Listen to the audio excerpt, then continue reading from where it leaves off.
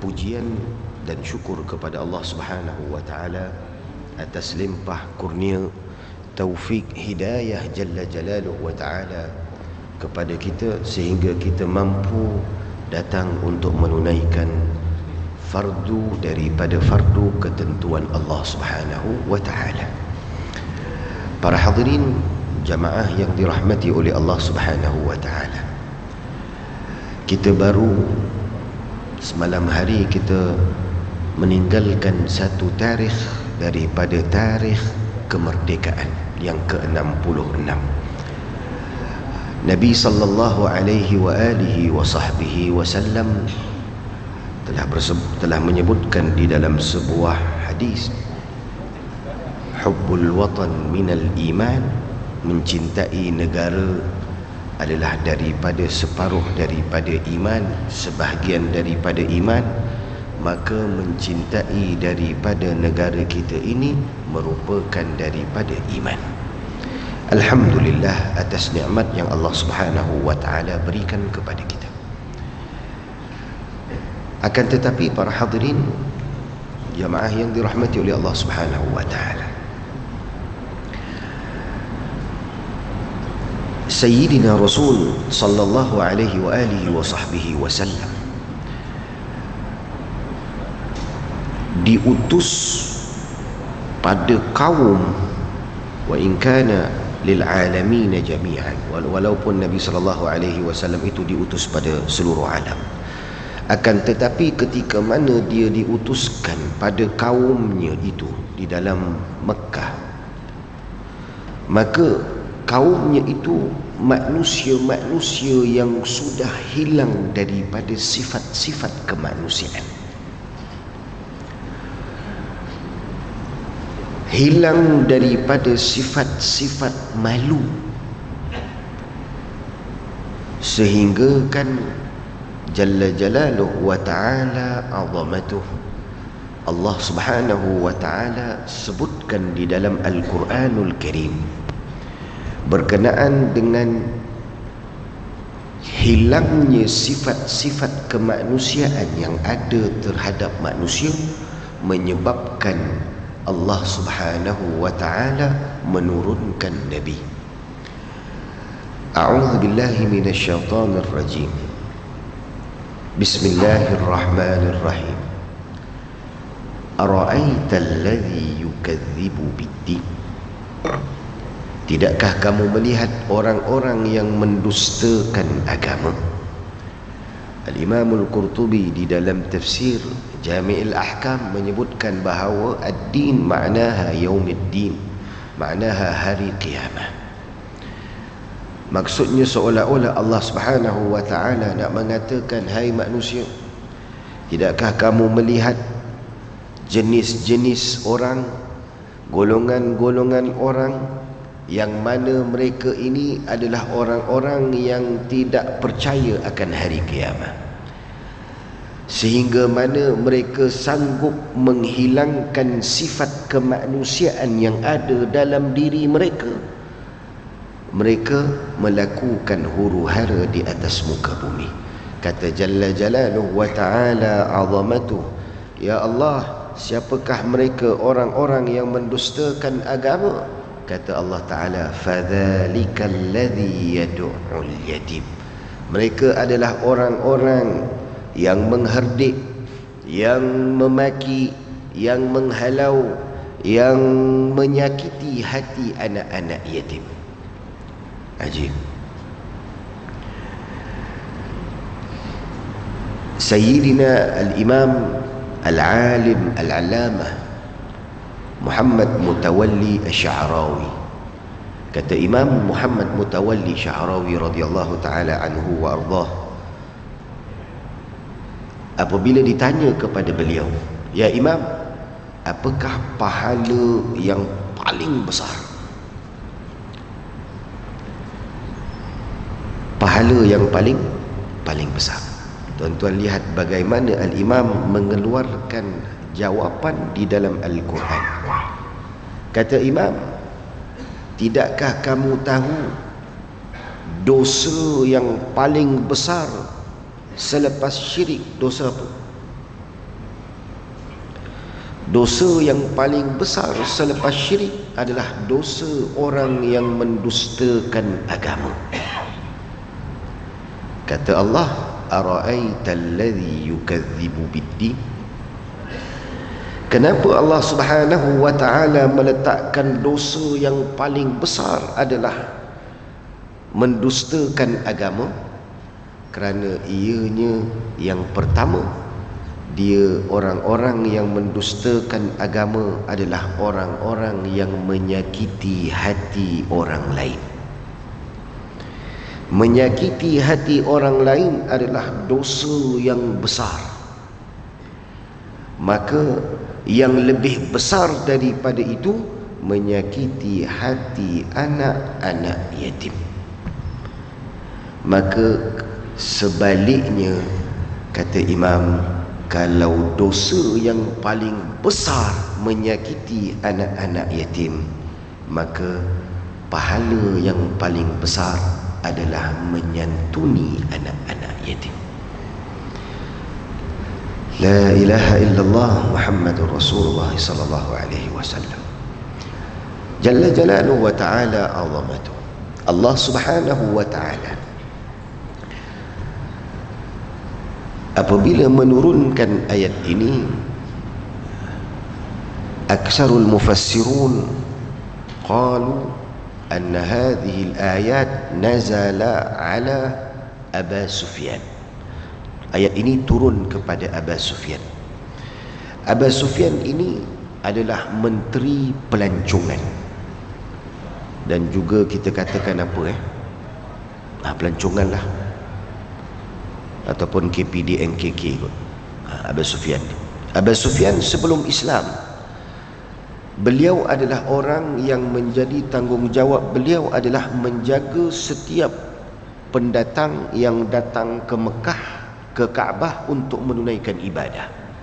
Ini Aba Sufyan. Jadi dia kerja dia jaga makan dorang, jaga tempat tinggal dorang, jaga makan binatang dorang, jaga tempat tinggal binatang dorang. Apabila setiap hari Aba Sufyan akan menyembelih 10 ekor unta untuk diberi makan kepada jamaah-jamaah haji umrah yang datang. Dan setiap hari juga ratusan daripada anak-anak yatim akan pergi ke tempat penyembelihan. Mereka akan minta dengan Aba Sufyan,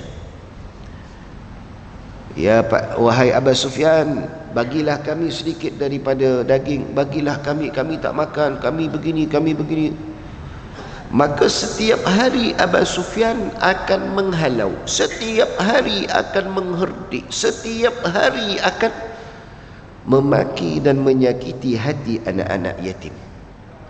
Sedangkan anak-anak yatim ini, mereka juga yang melakukannya. Mereka yang memaksa remaja-remaja masyarakat Arab untuk berperang. Maka apabila berperang, lelaki yang berperang, maka yang gugur anak-anak mereka menjadi yatim.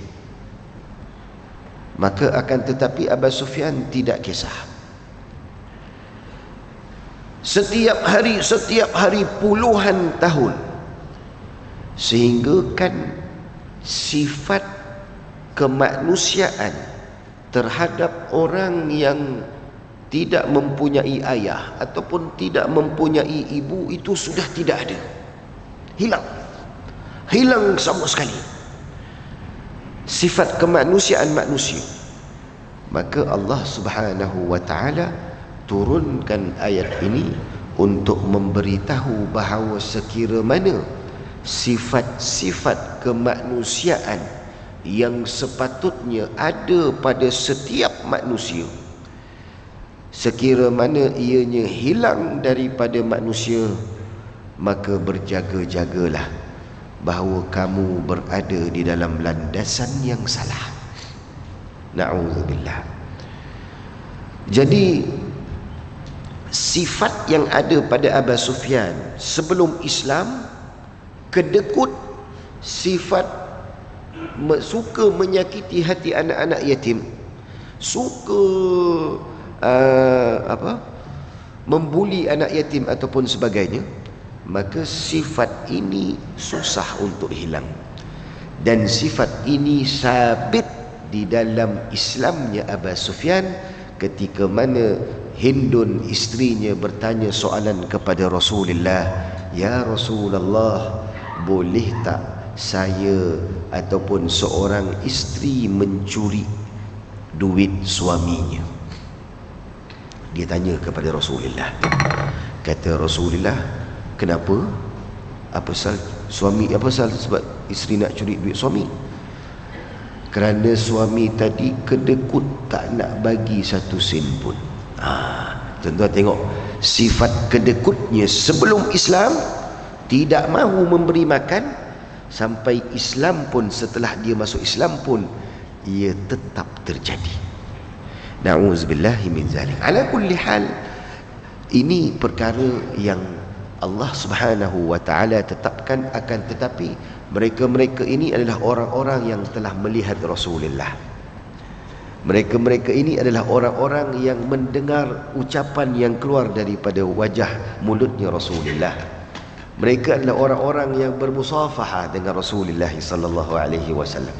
Maka apa kata Nabi sallallahu alaihi, kata al-Imam Zubaid, Imam Ibn Ruslan, "Wa ma jara baina as-sahabi naskutu anhu wa ajrul ijtihad nuthbitu." Apa yang berlaku di antara para sahabat, kita diam. Kita umat Nabi Muhammad, kita diam. Wa ajrul ijtihad nusbitu. Dan setiap daripada sahabat, apabila mereka melakukan sesuatu, mereka ijtihad. Mereka mengambil nas hadis begini, gini, mereka faham, mereka lakukan. Maka kata Nabi SAW, orang yang berusaha kemudian dia salah dalam usahanya, dia ijtihad, dia salah dalam ijtihadnya, dia dapat satu pahala. Orang yang berusaha, dia ijtihad di dalam satu perkara, kemudian dia betul dalam perkara tersebut, maka dia dapat dua pahala. Sedangkan orang yang memaki-maki sahabat akan mendapat laknat daripada Jalla Jalaluh wa Ta'ala Azamatuh. Sahabat-sahabat dapat pahala, yang salah dapat pahala, yang betul pun dapat pahala. Kita umat Nabi Muhammad, jangan di antara kita ada senang-senang kita mengeluarkan perkataan kesat kepada para sahabat ridwanullahi alaihim ajma'in. Wahum radu anhum wa radu an. Mana mereka telah diredai oleh Allah, dan Allah Ta'ala telah reda mereka, mereka juga reda kepada Allah. Mudah-mudahan kita bersama dengan jejak-jejak mereka. Amin ya rabbal alamin. Baik. Jadi para hadirin, sifat yang kedua yang hilang di dalam kota Mekah, hilang. Sifat pertama, hilang di dalam masyarakat Arab ketika itu. Tidak ada manusia yang hirau tentang manusia lain. Tak ada dah. Mereka tak hirau dah. Aku punya pasal, engkau punya pasal. Itu, ini yang berlaku di dalam masyarakat Arab. Yang kedua, kata Allah Jalla Jalaluhu wa Ta'ala Azamatuh, wala yahuddu ala ta'amil miskin. Di masyarakat Arab ni tuan-tuan, orang-orang Arab yang kaya, mereka suka sangat menindas orang-orang miskin. Bahkan penindasan mereka ini kadang-kala terlalu berleluasa, sehingga menjadikan orang miskin itu menjadi hamba kepada dirinya, kepada orang kaya tadi. Orang-orang Arab yang kaya, mereka akan bawa 10 dinar. 10 dinar tu lebih kurang, kita katakan 17,000 lebih kurang itu. 1 dinar 2,000 ke 3,000 lebih.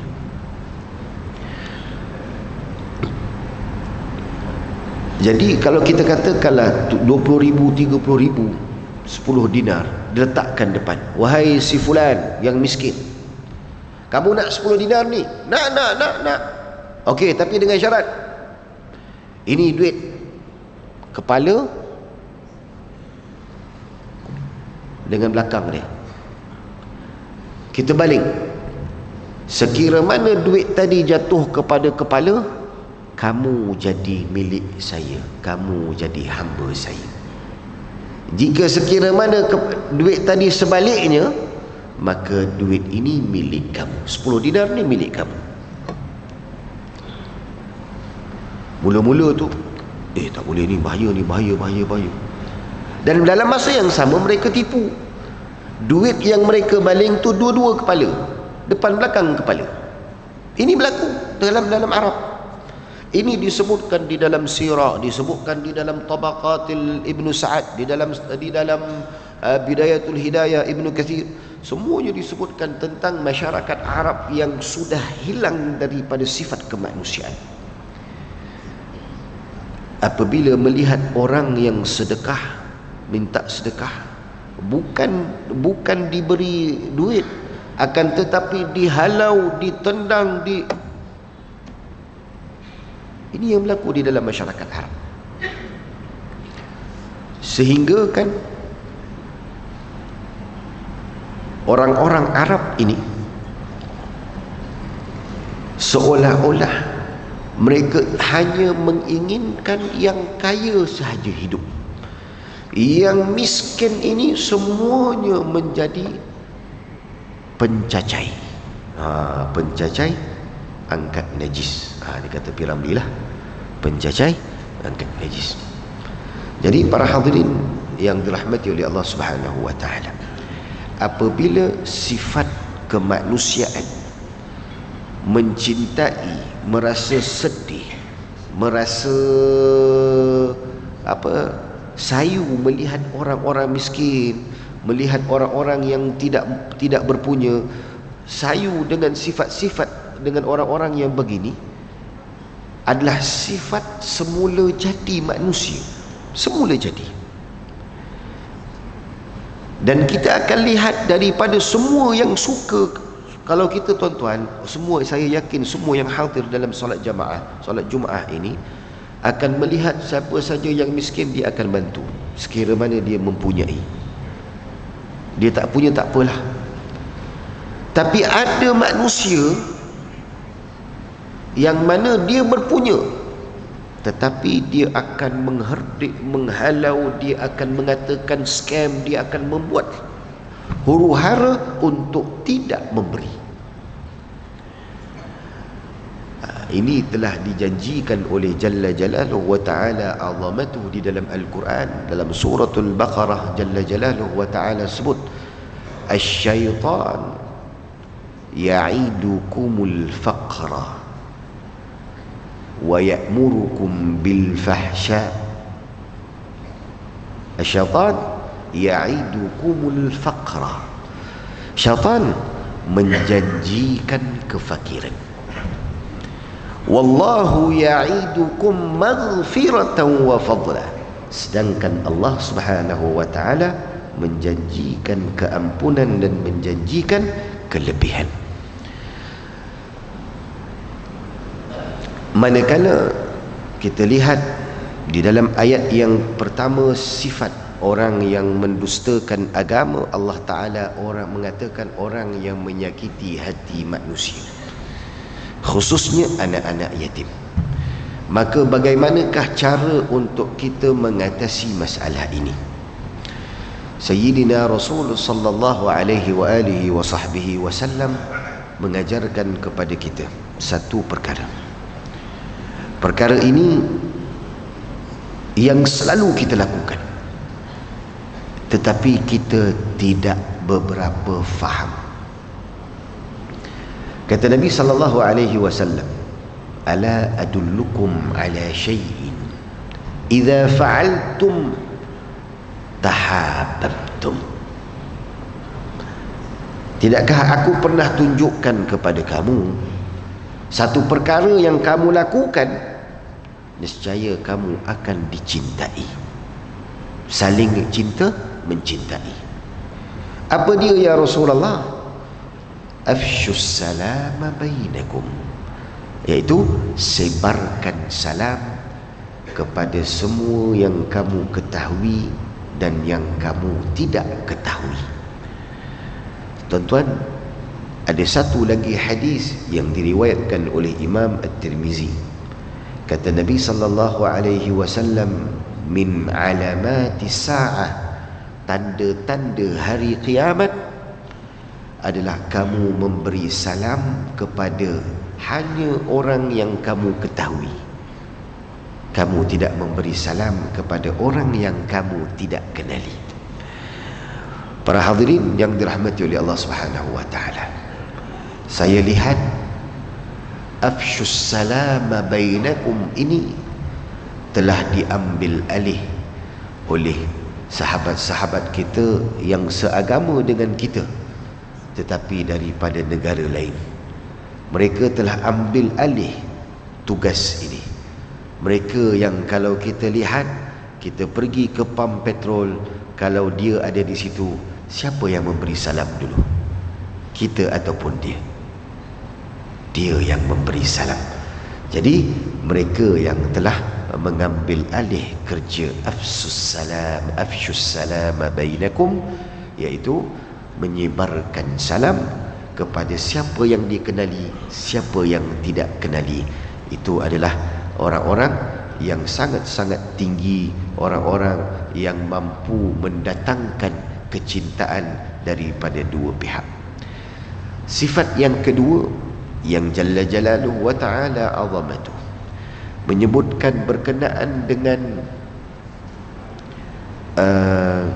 wala yahuddu ala ta'amil miskin, jangan kamu mengambil kesempatan terhadap makanan-makanan orang-orang miskin, ataupun jangan kamu menganiaya orang miskin, jangan kamu itu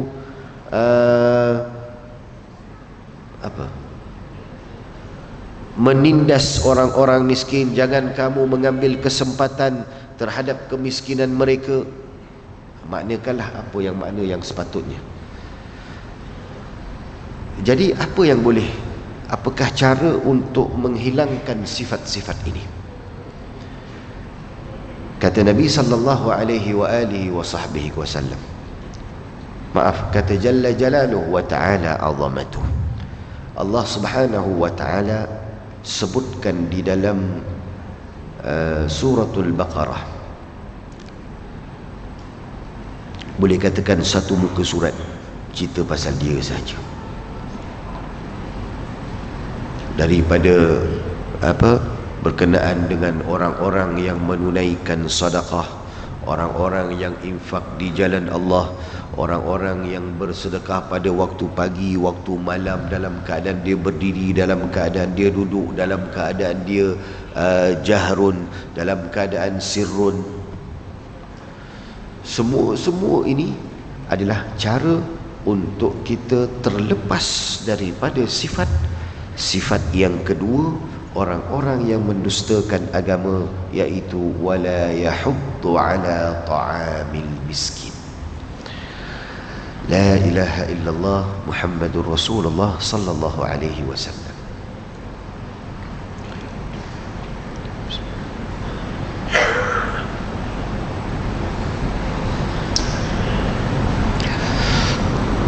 Sifat yang ketiga, fawailul lil musalli, cilaka orang-orang yang salat. Baik, bagaimana ayat ini boleh direlatekan dengan sifat kemanusiaan?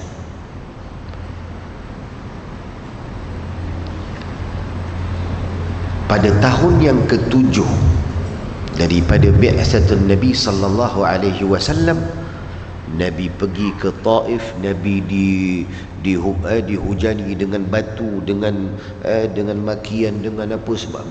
Berlakulah apa yang berlaku. Pada tahun yang ke-9 Hijrah, 15 tahun selepas itu, 12 orang daripada Bani Saqif Taif datang ke Madinah Mereka kata, ya Rasulullah, kami nak memeluk agama Islam. 15 tahun doa Rasul sallallahu alaihi wasallam diistijabkan oleh Allah Subhanahu wa taala setelah 15 tahun. Jadi 15 tahun tadi mereka datang, 14 hari mereka duduk di dalam rumah, duduk di dalam masjid Nabi sallallahu alaihi wasallam.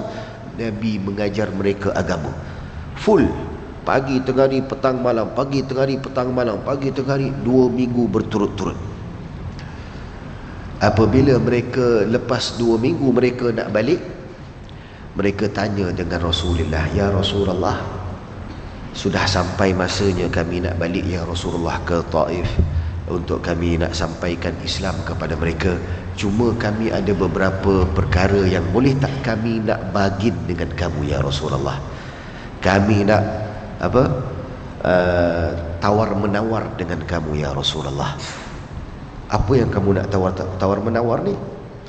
Kata jamaah-jamaah ni, ya Rasulullah, salat yang kamu ajarkan kepada kami ni susah ya Rasulullah, payah.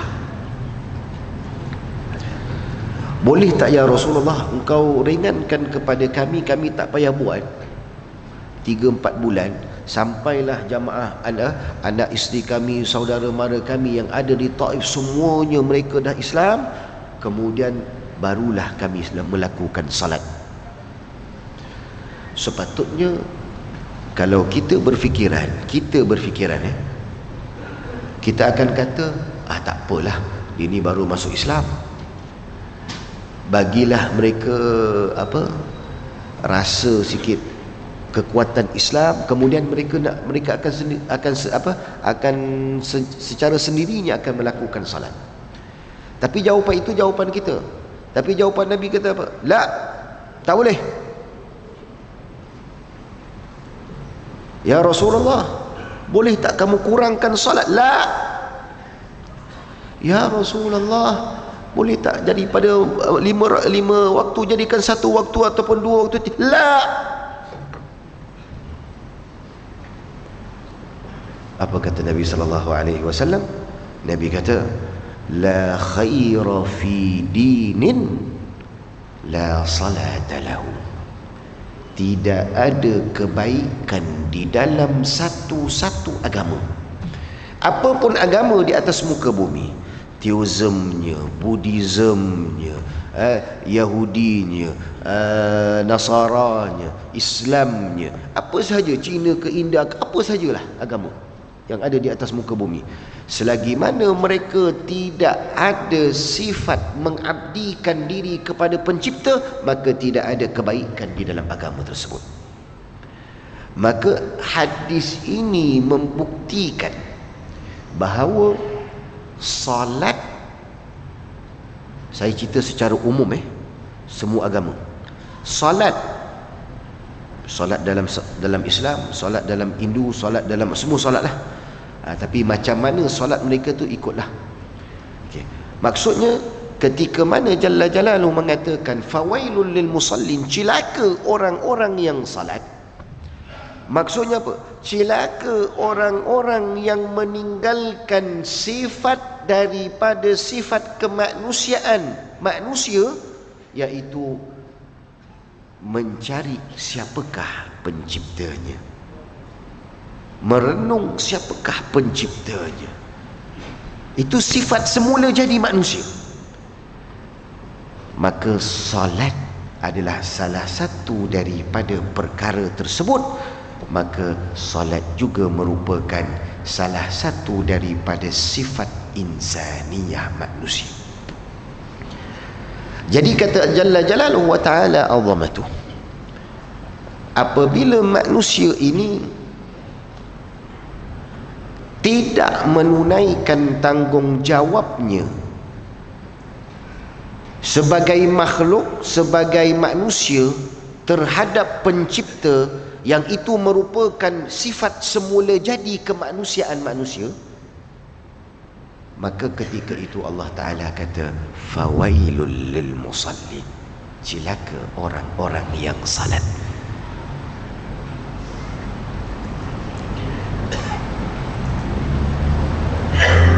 alladzina hum an salatihim sahun, yang mana di dalam salatnya itu mereka lalai. Al-Habib Ahmad bin Abdul Rahman bin Ali As-Saggaf radhiyallahu anhum wa ardah, beliau mengatakan, al-mufassirun apabila mengatakan wala taqrabus salata wa antum sukara, jangan kamu menghampiri salat dalam keadaan kamu itu mabuk. Maksud daripada mabuk yang arak yang menyebabkan kamu tidak faham apa yang kamu baca. Baik, satu. Yang kedua daripada maksud mabuk ni, iaitu kamu ketika mana kamu salat, kamu hilang daripada kawalan kamu. Kamu salat, Allahu Akbar, imam baca surah kamu sudah tidak tahu. Imam rukuk, tahu-tahu Assalamualaikum, Assalamualaikum. Dan ini berlaku, tuan-tuan, ini berlaku. Masyarakat kita, tuan-tuan, saya tahu penat, letih dan sebagainya. Kadang-kadang yang tidur di dalam khutbatul Jumaah, labas. Alhamdulillah mereka hadir di dalam rumah Allah Subhanahu wa ta'ala. Jadi para hadirin, ketika mana Allah Subhanahu wa ta'ala datangkan sifat yang keempat, iaitu orang-orang yang lalai di dalam salatnya. So, Allahu Akbar, imam baca apa pun tak tahu, dia entah ke mana. Tapi apa pun azab ataupun perkara yang Allah Ta'ala datangkan kedahsyatan orang-orang yang melalaikan salatnya, tapi Nabi SAW yang bersifat dengan sifat Rahim, bersifat dengan sifat Rahman, kasih sayang, rahmatan lil alamin, Nabi kata, barang siapa imam yang salat dan imam itu khusyuk di dalam salatnya, maka seluruh jamaah akan mendapat khusyuk, akan mendapat qabul, diterima salatnya, disebabkan seorang imam yang khusyuk. La ilaha illallah. Yang kedua, kata Nabi SAW, kalau sekira mana imam tidak khusyuk, na'udzubillah, ada pula saf, di dalam saf yang pertama ini ada seorang yang khusyuk, maka seorang yang khusyuk ini mengangkat kesemuanya dikabulkan oleh Allah Subhanahu wa ta'ala. La ilaha illallah. Dan sekira mana saf yang pertama tidak ada orang yang khusyuk, ada pula saf yang ke-10 orang yang khusyuk, maka satu orang daripada saf yang ke-10 itu mengangkat ke semua saf untuk sampai kepada Allah. Tuan-tuan ingat, Nabi SAW sebut ada solat yang mana solatnya tidak diterima oleh Allah Subhanahu wa ta'ala. Kata Nabi SAW, thalathatun la turfa'u salatuhum fawqa ru'usihim shibra, rajulun amma qaumun wa hum lahu karihun, wa imra'atun batat wa zawjuha sakhitun 'alayha, wa akhawat mutasariman, ataupun wa akhawat mutakhasiman. Baik, Nabi SAW kata ada 3 golongan yang mana solatnya tidak terangkat walaupun sejengkal. Artinya solat tu diangkat oleh Allah Subhanahu wa ta'ala, oleh malaikat.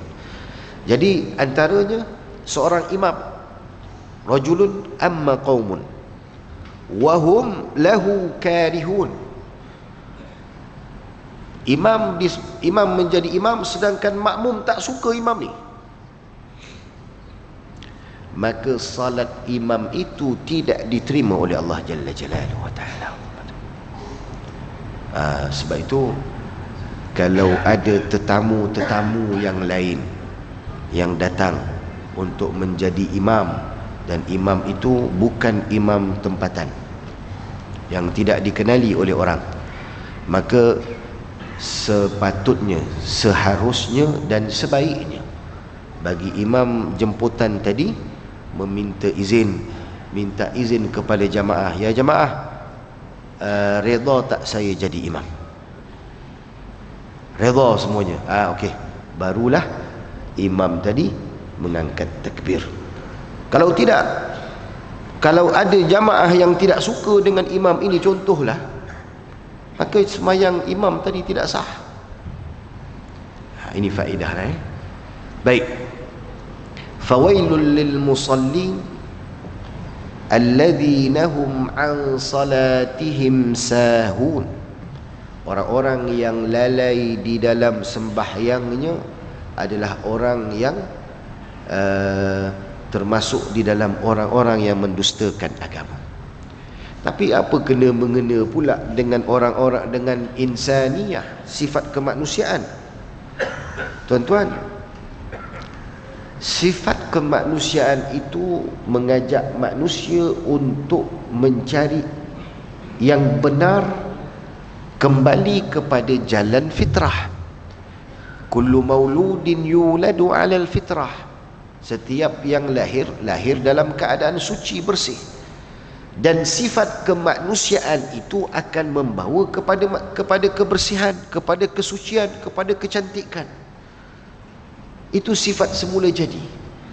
Maka antara sifat semula jadi yang saya katakan, iaitu mengingati Allah, sedangkan kamu telah lupa daripada mengingati pencipta. Jadi bukankah kamu tergolong daripada golongan orang yang meninggalkan sifat kemanusiaan? La ilaha illallah jalla jalaluhu wa ta'ala azamatuh. Jadi bagaimanakah untuk mendapatkan khusyuk di dalam salat? La ilaha illallah. Kalau kita lihat di dalam hadis, Sayyidina Rasul sallallahu alaihi wasallam mengajarkan kepada kita bahawa sesungguhnya seseorang itu asbagha alaihi alwudu, dia berwudu dengan betul-betul, dengan tertib, dengan kemas, dengan apa, daripada rumah, kemudian jalan dalam keadaan hatinya nak pergi ke rumah Allah, hati jalan perjalanannya tidak lekang daripada mengingati Allah. Sampai di rumah Allah dimulakan dengan salat, kemudian duduk baca Al-Quran, tidak, hatinya tidak lalai, sampailah kepada takbir, sampailah kepada salam, kita akan lihat bahawa hati kita akan tenang, sentiasa khusyuk di dalam apa yang kita salat. Akan tetapi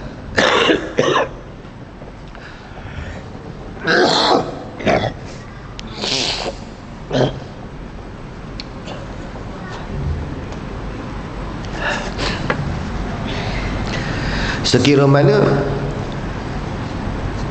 kita datang tergesa-gesa, imam Allah dah rukuk, kita sembahyang Jumaat ni, imam dah rukuk, kita pun datang, Allah, kita lari daripada, kita parking dekat McDonald tu, datang ni semata-mata nak kejar, nak sempat dengan imam. Agak-agak tuan-tuan, ketika tuan-tuan lari sampai kat sini, imam ni baru Allah rukuk kan, kamu pun Allah, agak-agak khusyuk tak? Fikirkan, tidak khusyuk, confirm tidak khusyuk. Maka apa faedah? Sedangkan Nabi SAW sebutkan di dalam hadis,